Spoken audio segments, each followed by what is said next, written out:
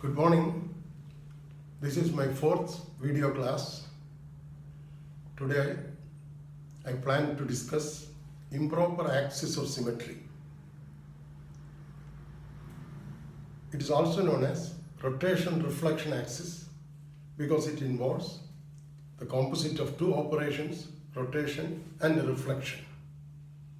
With this introduction of improper axis, the axis of symmetry which we earlier described may be called proper axis of symmetry. Let us define improper axis of order n, symbolized Sn. It is an imaginary line passing through the molecule such that rotation of the molecule above this line by an angle of 360 divided by n degree, followed by reflection in a plane perpendicular to this axis as well as bisecting the molecule, will create an indistinguishable appearance. Let me repeat, it is an imaginary line passing through the molecule such that rotation of the molecule about this line by 360 divided by n degree, followed by reflection in a plane perpendicular to this axis as well as bisecting the molecule, will create the same appearance. Symbolically, we may write Sn equal to Cn followed by sigma h. It is immaterial whether the rotation is done first and then reflection or vice versa. So we may equally will write it as reflection first followed by rotation. The operation first done is written to the right and the following operations are written to the left of that.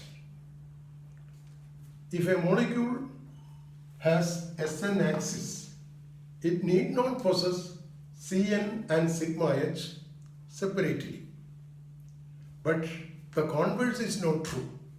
If a molecule has Cn and sigma h, it automatically will possess the product of these, namely the Sn axis. Let us illustrate this improper axis choosing examples where Cn and sigma h do not exist separately. In allene, CH2 double bond C double bond CH2, or propadiene, whose configuration we already considered in detail while explaining dihedral planes of symmetry. It has one CH2 group in one plane of the board, and another CH2 group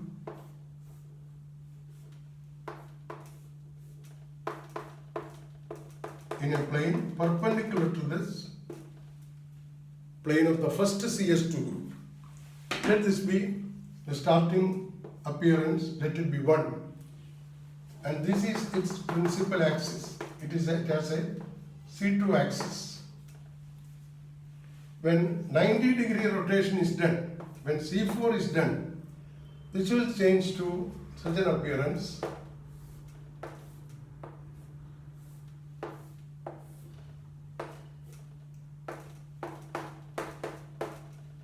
with, I'll number the hydrogens, let this be 1, this is 2, this is 3 and 4. By 90-degree anti-clockwise direction, this 3 will come to the front and 4 will go to the back. This H1 will be coming to the right and H2 will be here. This is appearance 2. 1 and 2 are different.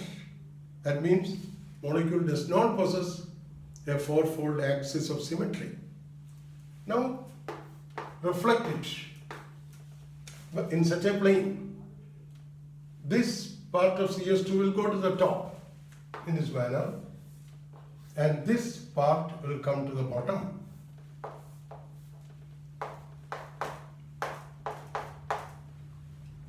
When this comes to the bottom, this H3 will be here, H4 here, and 2 and 1, H2 will be here, H1 will be here. Let it be configuration 3, appearance 3. 2 is different from 3, so there is no sigma H possessed by the molecule. But look at 1 and 3. 1 and 3 are indistinguishable without these labels, or by carrying out this C4 and the sigma H, we are able to get molecular appearance returning to its original look, that is S4. The model of alene is already here with me, and a line passing through this carbon chain. This is its principal axis. Such a line is its principal axis. Another example is methane. We shall draw methane in this manner as two V-shaped CH2s about the central carbon, sp3 hybridized. This angle looks wider and this angle looks narrower because of its three-dimensional appearance projected on the board. Let this be 1, 2, H3 and H4. Such a line bisecting the angle of the V's is a C2 axis, and coaxial with that we have a S4 axis as well. How do you show that? Do a 90-degree rotation, this will become in this manner and this will become in this manner. Central carbon is there. 90-degree rotation, S3 will come here, this will come here, this will go to the back, H4, and this comes to the front, H1, and this is H2. Now 1 and 2 are different, so there is no C4, but a sigma H is done. If you reflect the molecule by such a plane, this will go to the top and this will come to the bottom, and this will be H1, H2, and this will be H4 and H3. Appearance 3 and 1 are alike without the labels. So together sigma H C4 generates an symmetry operation or symmetry element, improper axis of order 4. A third example with the S4 is the molecule CH2, CH2, C, CH2, CH2. It is called spiro 2,2-pentane.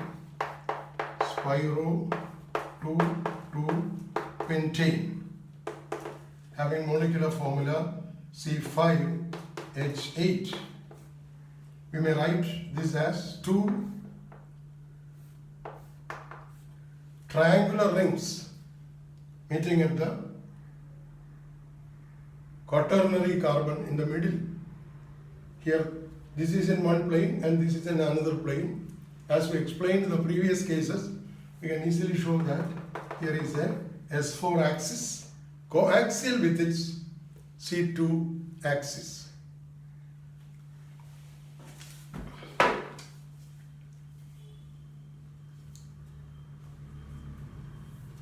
Let us consider the improper axis with orders 1, 2, 3, 4, etc. successively. What do you mean by S1? S1 by definition is C1 followed by sigma H. And we know that C1 is the same as identity, act of doing nothing. So it is sigma H identity identity acting on any operation will leave it unchanged. So it is sigma h, and because a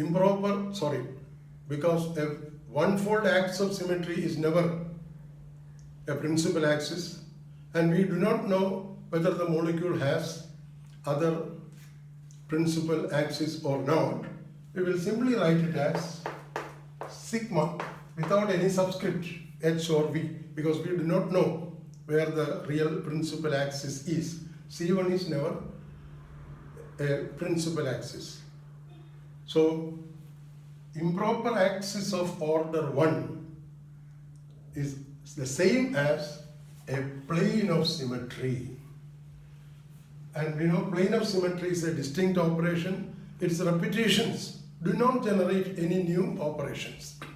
Likewise, S2 by definition is C2 followed by sigma h. We can easily show later that it is the same as center of symmetry.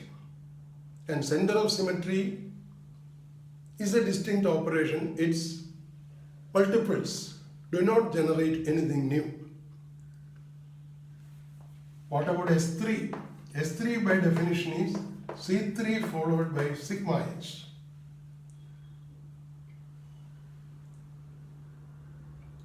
Between such a representation and this representation, this is much compact and simpler. So S3 is a distinct operation. C3 sigma h. S3 can be considered as a distinct operation. What about S3 squared? S3 squared is C3 sigma h the whole squared. Every operation is done 2 times, which is C3 squared sigma h squared. But any sigma to the power an even number is the same as identity that we have already studied. Sigma raised to n is identity n even equal to sigma n odd. This we have already studied.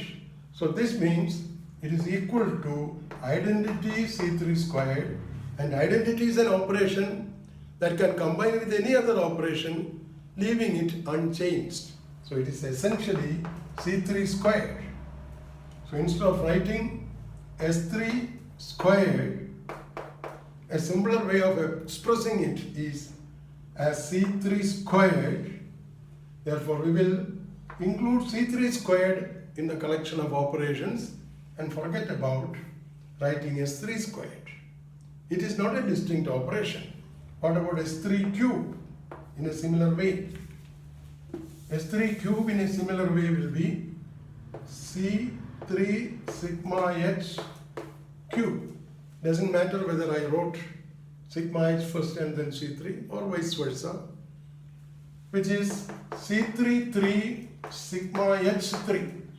Now record CNN is identity.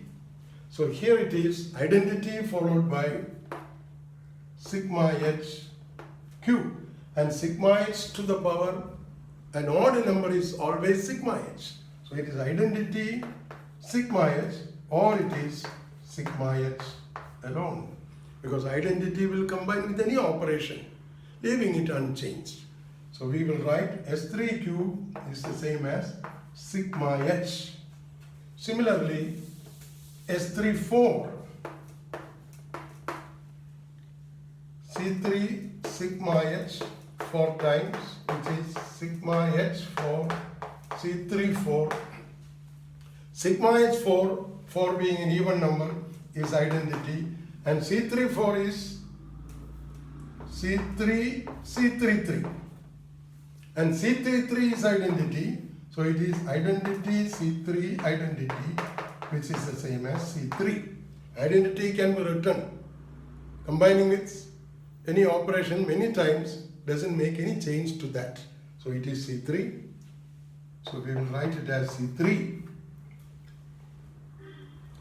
And sigma h, C3 are simpler ways of expressing the same operation. Therefore, instead of saying S3 3, we will include sigma h, and S3 4, we will add C3. So it's a very interesting conclusion that when S3 is present, the molecule will possess C3 and sigma h in their own right as separate operations. What about S3 to the power 5? It is sigma h to the power 5, C3 to the power 5, sigma h to the power 5, 5 being an odd number, it is sigma h, and C3 5 can be C3 3, C3 2, and C3 3 is identity, so what remains is only C3 2. And expressing the operation as sigma h followed by C3 squared or C3 2 is more tedious than expressing it as S3 5. It is much more compact and simpler. So this is included as a distinct operation. What about S3 to the power 6? C3 sigma h whole to the power 6, or C3 to the power 6 sigma h to the power 6, C3 3 to the power 2, and identity. C3 3 is identity, so whether it is 1 power or 2 power, identity many times combining among themselves will not create anything new. It all reduces to identity. So S3 6 is the same as identity. Identity is always included in the list of operations. So this is not at all distinct. So we come to the conclusion that presence of an improper axis of order 3 generates automatically or guarantees in the molecule existence of C3 and sigma h, and the two distinct operations are S3 and S3 to the power 5. This can be generalized. If a molecule has Sn, where n is an odd number, it will automatically contain in it a Cn axis as well as a sigma h if n is an odd number. Then what about S4? S4 by definition is C4 sigma h. Instead of writing it as a product of two operations, it is a simpler way to write as a compact notation S4. So we take S4 as a distinct operation. But what about S4 squared? It is C4 sigma h squared, or C4 squared sigma h squared. Sigma h squared is identity, and C4 squared 90-degree rotation then 2 times can be considered as a 180-degree rotation done once. So coaxial with that C4 squared generates a C2 axis, and identity will not change the C2, so it all reduces to C2. S4 squared is essentially C2. If a molecule has S4, it automatically will have a C2 axis coaxial with the S4. S4 3, it is C4 3 sigma S3. If you bring it to simpler terms, C4 3 cannot be written in a similar style, and sigma S3 can be written as sigma H, 3 being an odd number. But still, writing S4 3 is a simpler way of writing the operation like C4 3 sigma H. So we will include this as a distinct operation. The other way of writing it is more tedious. And S4 4, it is C4 4 sigma H4. Sigma H4 is 4 being an even number, its identity, and CNN is also identity. Identity followed by identity is just identity. or we can say S44 reaches the situation of identity on the molecule. When n was an odd number, as in S3, you reach an identity only when S3 to the power 2 into 3 was reached. That is S3 to the power 6 created identity. Whereas when n is an even number, you got identity simply by S n is identity if n is even, and Sn2n equal to identity when n is odd. Such general results can be written and should be remembered while you advance further in symmetry and group theory. When n is an odd number, only S2n will reach identity. If n is an even number, Sn to the power n generates identity. And one more thing you can notice, when n is like 4, an even number, it guarantees the automatic existence of axis C2, or generally if Sn is present, n even number, then automatically there will be a Cn by 2 for the molecule. 2 becomes 4 by 2. N, for example, if a molecule has S6, it automatically will have a C3, 3 being 6 by 2.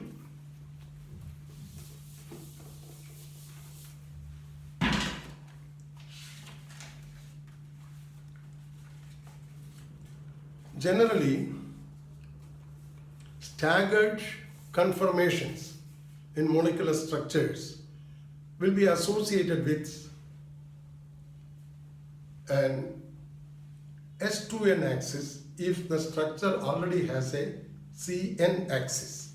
Look at staggered ethane. This is the Newman projection of staggered ethane, and a line like this passing through the carbon-carbon bond is a C3 axis. Coaxial with that, because it is staggered, it also will have S6 axis.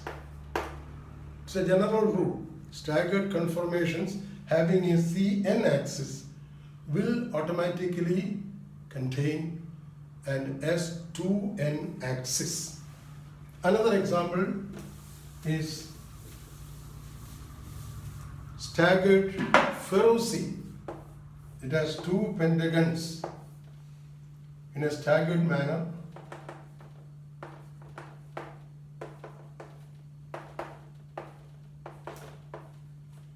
There is a central iron atom. This is the C5 axis. You can analyze and find that it also will automatically have S5 into 2 or S10 axis. Staggered molecular systems with a Cn axis will have an S2n axis coaxial with the Cn axis. It is a general rule. Now, the importance of Sn. All systems, all symmetry operations that you are planning to include for a molecule can be automatically included if you say in terms of molecule possessing a proper axis and an improper axis. Quoting Cn and Sn automatically includes all the symmetry operation the molecule may possess, because proper axis is there. If I say improper axis Sn, it automatically guarantees the possible presence of S1, which is plane of symmetry, S2 which is the center of symmetry. So plane of symmetry, center of symmetry, axis of symmetry and improper axis other than S1 and S2 all are included by mentioning proper and improper axis. All operations can be reduced to just proper and improper axis. Then symmetry elements and optical isomerism. Usually we take the mirror image of a molecule and try to superimpose it with its original configuration. If they are non-superimposable, if molecular configuration is such that non-superimposable mirror image exists, the molecule is chiral. The correct symmetry word for such a situation is molecule is dissymmetric. There is a difference between the words dissymmetric and asymmetric. Asymmetric literally means lacking all elements of symmetry, whereas dissymmetry is such absence of symmetry that mirror image becomes non-superimposable. A more concise and simple criterion for a molecule to be optically active is summarized like this: it should not possess an SN axis. Usually the organic chemists say that if a molecule has no plane of symmetry nor a center of symmetry, it will be optically active. But plane of symmetry, center of symmetry, their absence is automatically included by saying absence of SN axis. This is a more complete criterion for describing dissymmetry in a molecule. Dissymmetry alone is needed for a molecule to be optically active, chiral, and dissymmetry means absence of SN axis. A molecule can be asymmetric. All asymmetric molecules are automatically disymmetric. But a dissymmetric molecule need not be fully asymmetric. For example, consider 1,3-dichloroalene, CHCl, CHCl. In the Newman-like projection formula, which I had introduced earlier, this is the front carbon atom, this is the third carbon atom where the chlorine and hydrogens are like this, and here is the middle carbon atom. This is a Newman projection-like projection of alene molecule, 1,3-dichloroalene. You can see that a dotted line like this passing through the central carbon will act as a twofold axis of symmetry, because if 180-degree rotation is done, this chlorine will come here and this chlorine will come here.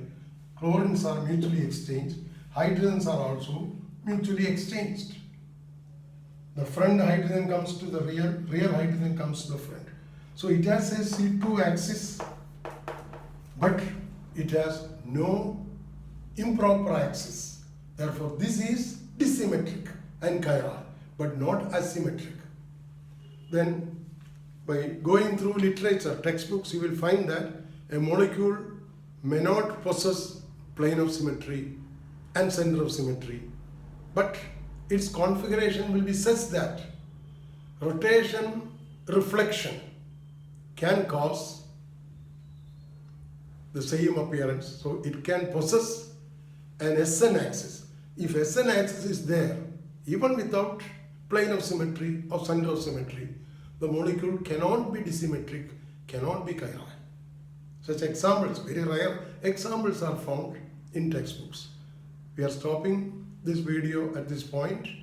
In the next video, I plan to explain binary combinations of symmetry operations, binary combinations or products. We write product within inverted commas of symmetry operations.